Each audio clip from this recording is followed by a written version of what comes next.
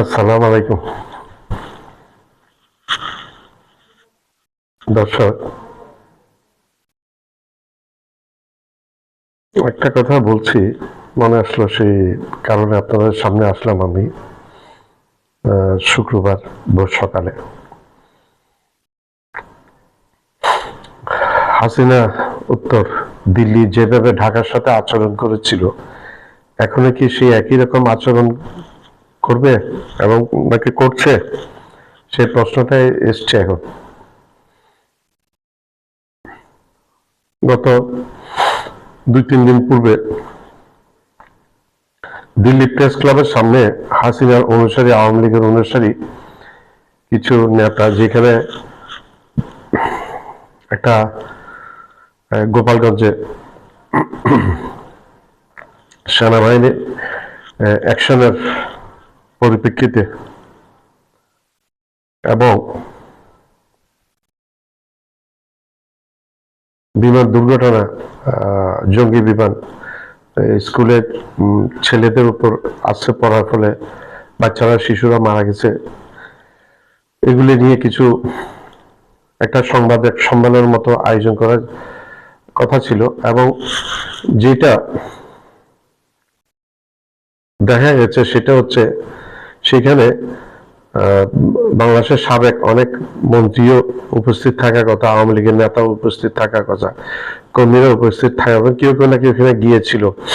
এটা ভারতের গ্রিন সিগন্যালের আয়োজন করা হয়েছিল, কিন্তু পরক্ষণে ভারত সরকার সেটা আর হতে দেয়নি। তাহলে এটাতে আমরা কি বুঝতে পারি? এটাতে আমরা কি বুঝতে পারি? এটাতে আমরা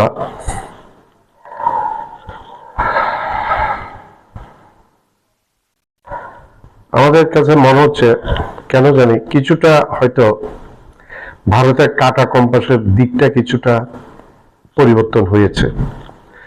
এবং এটাও শোনা যাচ্ছে ভারত আর চাচ্ছে না এই ওই অনুষ্ঠানটা নিয়ে বাংলাদেশ ভারতের মধ্যে সম্পর্ক আরো তিক্ততা হয়ে যাক। কারণ বিষয়টি বাংলাদেশ সেনাবাহিনীর সাথে জড়িত। এটা সেনাবাহিনী কিছুতে ভালোভাবে নিবে না, এবং বাংলাদেশের মানুষ তো ভারতের কোনো কর্মকাণ্ডকে এখন ভালোভাবে নিচ্ছে না, কারণ ভারত ভালোভাবে কর্মকাণ্ডগুলো পরিচালনা করে নাই। আমি আগেও বলেছি, ভারত আমাদের সবচেয়ে বড় একটা শত্রু। ভারত যতই বন্ধুত্ব দেখাক, ভারত এই যে ফাইটার প্লেনটা ভূপাতিত, স্কুলের উপর ভূপাতিত হওয়ার পরে ভারত একটা টিম পাঠিয়েছে। ভারতকে মনে করে এই টিম পাঠালে বাংলাদেশের মানুষ ভারতের পক্ষে হয়ে যাবে? ভারতকে সাপোর্ট করবে না, ভারতকে সাপোর্ট করবে না। আপনার বড় একটা ড্রামের পুরো একটা চাউলের বস্তাতে যদি আমি 2টা খারাপ চাল দিয়ে দিই, পুরো চালটা খারাপ হয়ে যায় না? বাংলাদেশের মানুষ জানে ভারত কি জিনিস, এবং ভারত আমাদেরকে স্বাধীনতা 1971 সালে 16ই ডিসেম্বর কেন আমরা স্বাধীন হয়েছিলাম, সেটা ভারতের সাথে আমাদেরকে সহযোগিতা করেছিল। আমরা আমাদের সাথে পাকিস্তান থেকে আলাদা হয়েছিলাম, স্বাধীনতা চেয়েছিলাম। কারণ পাকিস্তানিদের ভূমিকা আছে এখানে। পাকিস্তানের জেনারেল আইয়ুব খান, জেনারেল ইয়াহিয়া খান, জুলফিকার আলী ভুট্টো, শেখ মুজিবুর, এদের কারণে বাংলাদেশটা তখন স্বাধীন হয়েছে। কেন স্বাধীন হয়ে, কেন যুদ্ধ হলো? হঠাৎ করে 25শে মার্চ কালো রাত্রে পাকিস্তানের সেনাবাহিনী বাঙালিদের উপর নির্বিচারে ঝাঁপিয়ে পড়ে police line, Dhaka Rajarbagh police line, Chattogram police line এবং সেনানিবাস সব জায়গায় হামলে পড়ে, বিভিন্ন বেসামরিক এলাকাতে হামলে পড়ে হত্যাকাণ্ড চালিয়েছে সারাটা রাত নির্বিচারে। যার কারণে বাংলাদেশের মানুষ বিদ্রোহ করেছে, এবং যার পরিপ্রেক্ষিতে 9 মাস দীর্ঘ রক্তক্ষয়ী সংগ্রাম। এই সংগ্রামের পর বাংলাদেশ 16 ডিসেম্বর 1971 সালে স্বাধীন হয়েছে।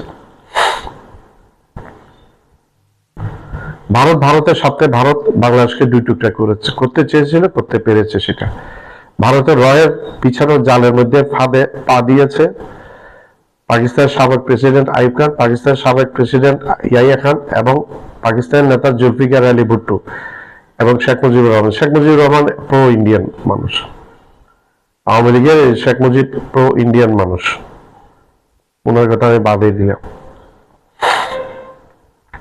দেখেন, আমাদেরকে চিন্তা করতে হবে আমাদের দেশ নিয়ে, আমাদের দেশের প্রেম থাকতে হবে, আমাদেরকে আমাদের মধ্যে আমাদের দেশপ্রেমটা থাকতে হবে, যেটা আমরা আওয়ামী লীগের মধ্যে দেখি না এবং আওয়ামী লীগ নেতাদের মধ্যে দেখি না। দেশপ্রেমটা থাকা, তারা বাংলাদেশ থেকেও তারা ভারতের দালালি করা, ভারতের উপনিবেশ হিসেবে থাকতে বেশি পছন্দ করেন। ভারতকে দেশটা তুলে দিয়েছিল গত 16 বছর, বাংলা বন্দরটা তুলে দিয়েছিল ভারতের হাতে। ইম্পোর্ট মাল ভারত ইম্পোর্ট করবে মংলা বন্দর দিয়ে, ট্রেনে করে আসবে, কিন্তু কোনো চেকিং করার অধিকার বাংলাদেশের থাকবে না। এই কেমন আমরা হবুচন্দ্র রাজার দেশে বাস করেছি বিগত 16টা বছর। হবুচন্দ্র রাজা তো এখন নাই, হবুচন্দ্র রানী শেখ হাসিনা। কাঁদতে কেউ পারবে না, কাঁদতে কেউ পারবে না, যতই মরুক দুঃখে, কাঁদলে কেউ ধরে এনে চড়িয়ে দেব শুলে। আবার বলছেন, কাঁদতে কেহ পারবে না কো, যতই মরুক দুঃখে, কাঁদলে কেহ ধরিয়ে এনে চড়িয়ে দেব শুলে। আমরা সেই হবুচন্দ্র রানী হাসিনার অধীনে ছিলাম দীর্ঘ 16টি বছর। কি নির্যাতন, আয়নাঘর, হেফাজতের হত্যাকাণ্ড, হেফাজতের হুজুরদের হত্যাকাণ্ড, তারপর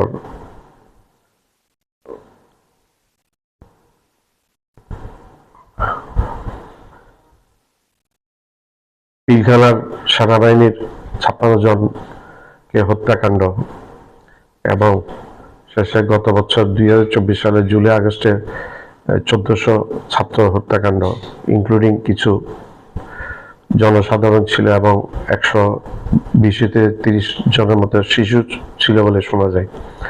যার পরিপ্রেক্ষিতে হাসিনার বিরুদ্ধে মামলা হয়েছে 150টা খুনের মামলা কমপক্ষে, এবং 200টা টোটাল মামলা 200টা। হাসিনা যখনই দেশে ফিরবে এগুলো ফেস করতে হবে। যারা মনে করে হাসিনা ফিরে আবার ক্ষমতা গ্রহণ করবে, একটা বোকার স্বর্গে বাস করে। আমি ওগুলো বাদ দিলাম। বিগত 100 বছরের ইতিহাসে আপনারা দেখতে পারবেন না কোনো একটা স্বৈর শাসক গদিচ্যুত হওয়ার পরে, তক্তাপলট হওয়ার পরে, হিন্দিতে তক্তাপলট বলে, আর আমরা বাংলাতে বলি পদচ্যুত, গদিচ্যুত। তক্তাপলট হওয়ার পরে, তক্তাপলট এখন বাংলাতেও ব্যবহার হয়।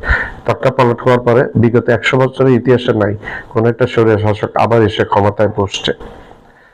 তো সেটা ব্যতিক্রম তো হাসিনার ক্ষেত্রে হবে না। আর সবচেয়ে বড় কথা, একটা শাসক কখন দেশে বসে সুন্দর করে শাসন করতে পারবে, যখন তার জনসমর্থন থাকবে। জনসমর্থন তো হাসিনার শূন্যের কোটায়। আর বিগত 15-16 বছর, টোটাল 15-16 বছর ইনক্লুডিং গত বছর 24শে আগস্ট 2024 সালের জুলাই আগস্ট মাসের হত্যাকাণ্ডগুলো, সব প্রচুর হত্যাকাণ্ডের নায়িকা এই শেখ হাসিনা, যেগুলোর অডিও ট্যাপ অলরেডি বিবিসি বের করেছে। আর বিবিসি চ্যালেঞ্জ দিয়েছে যে এটা রিয়েল শেখ হাসিনার গলার আওয়াজ, মুখের আওয়াজ, এখানে কোনো ফেক কিছু নেই, কোনো ইঞ্জিনিয়ারিং করা হয়নি। বিবিসি চ্যালেঞ্জ করেছে। এর আগে জাতিসংঘ একটা সনদ দিয়েছিল মানবাধিকার সংস্থা, যে হাসিনা চরম মানবাধিকার লঙ্ঘন করেছে হত্যাকাণ্ডের নির্দেশ দিয়ে গুলি করে।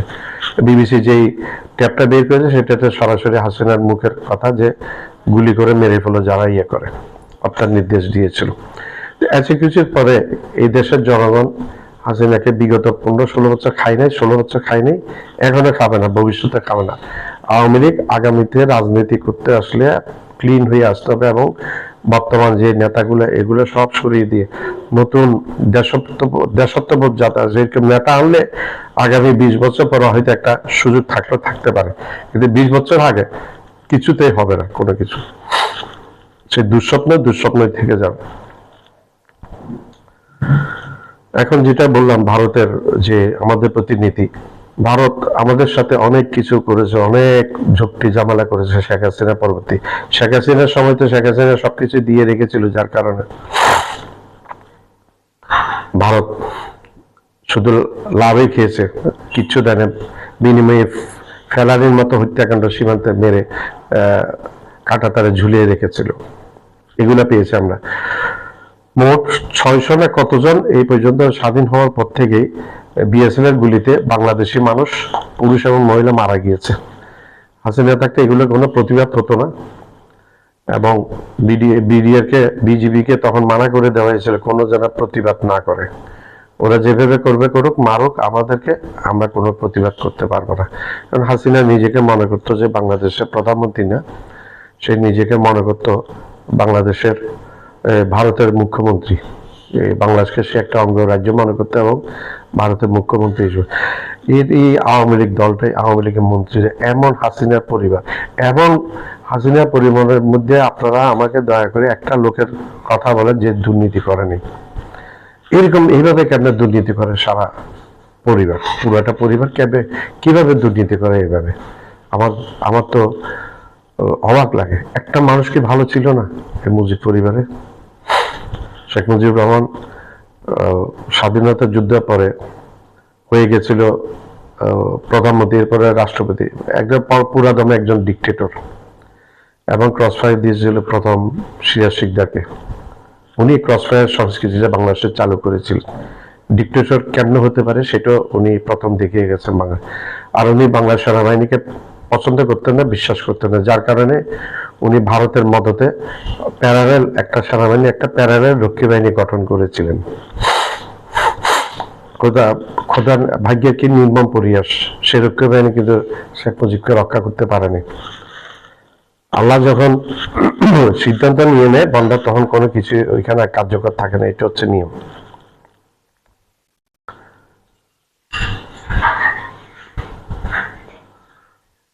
শেখ হাসিনার অহংকারী কথাবার্তা, বদমেজাজ, একরোগা স্বভাব, দুর্নীতি পরায়ণ, স্বজন প্রীতি, এবং তার নিজের আত্মীয় স্বজনকে বাংলাদেশের মেইন কেন্দ্রীয় জায়গাগুলোতে বসানো, 80-90 জন তার আত্মীয় স্বজন, ছেলে মেয়ে সবকিছু মিলে আজকে কি অবস্থা, তা কেউ থাকতে পারে না, সবাই তুলবে। বিশ্বের ইতিহাসে নাই যে 300 জন সংসদ সদস্য একবারে পালিয়ে যাওয়া, এবং মন্ত্রী এমপি সহ পালিয়ে যাওয়া, এবং বিচারপতিরাও চলে যাওয়া, এবং এমনকি বাইতুল মুকাররমের খতিব পর্যন্ত পালিয়ে গেছেন।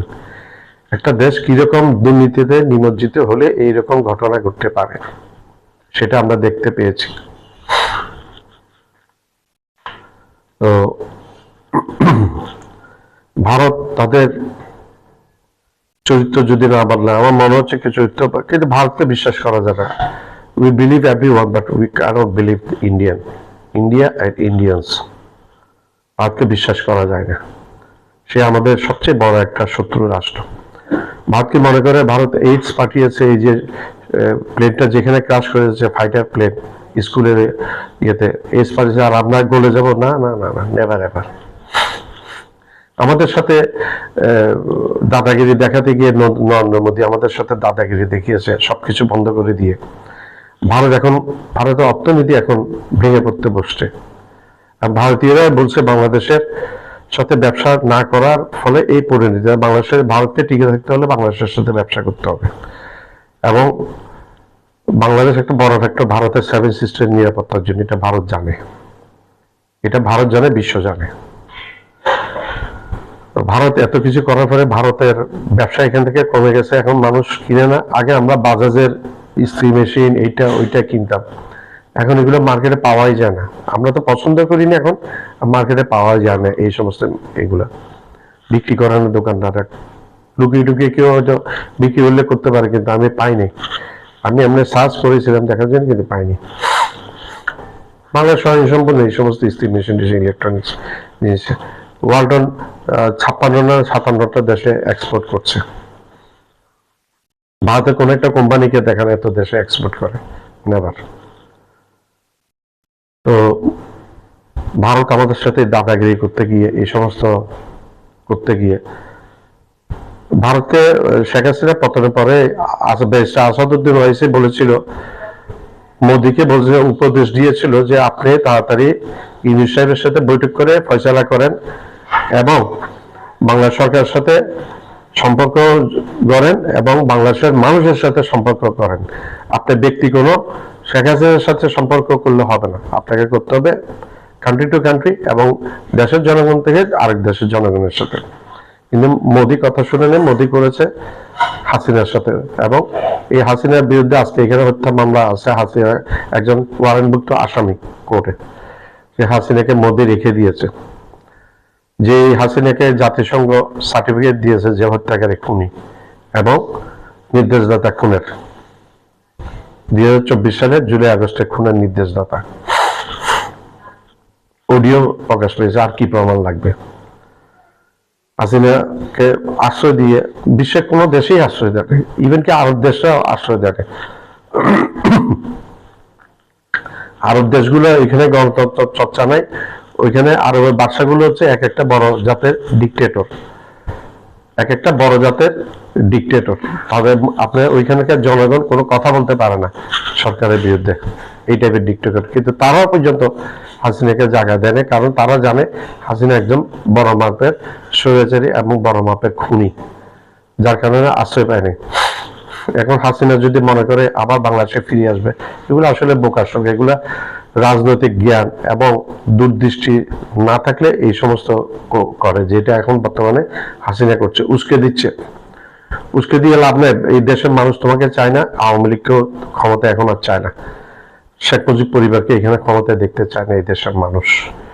আওয়ামী লীগ রাজনীতি করতে হলে মুজিব ফ্যামিলি থেকে বেরিয়ে আসতে হবে, এবং বাংলাদেশের মানুষ অনেকটা পরিবারতন্ত্র প্রত্যাখ্যান করছে, সেটা আওয়ামী লীগের ব্যাপারে হোক, বিএনপির ব্যাপারেও হতে পারে। পরিবারতন্ত্রকে প্রত্যাখ্যান করছে বাংলাদেশের মানুষ। তো যে কথাটা বলছিলাম, ভারত আমাদের সাথে দাদাগিরি দেখাতে গিয়ে ব্যবসা হারিয়েছে, সব হারিয়েছে। চীন ব্যবসা বাড়িয়েছে, চীন ঘনিষ্ঠতা বাড়িয়েছে, অস্ত্র রপ্তানি বাড়িয়েছে, অস্ত্র ব্যবসা বাড়িয়েছে, চীন প্রত্যেকটা ব্যবসা বাড়িয়েছে। পাকিস্তান অস্ত্র ব্যবসা, পাকিস্তান ঘনিষ্ঠতা বাড়িয়েছে। পাকিস্তান থেকে এখন ফাইটার প্লেন, J-10 সিরিজের ফাইটার প্লেন কেনার ইচ্ছা আছে বাংলাদেশের, এখন কথাবার্তা চলছে, শোনা যাচ্ছে। পাকিস্তান ব্যবসা বাণিজ্য বাড়িয়েছে, পাকিস্তান বাংলাদেশের সাথে ঘনিষ্ঠ হয়েছে। বাংলাদেশের মানুষ এখন চাচ্ছে পাকিস্তানের সাথে ঘনিষ্ঠতা, ভারতকে পছন্দ করে না বাংলাদেশের মানুষ। সেই ফাঁকে চীনও করেছে, এবং তুরস্ক কিন্তু বাংলাদেশের খুব কাছে চলে এসছে।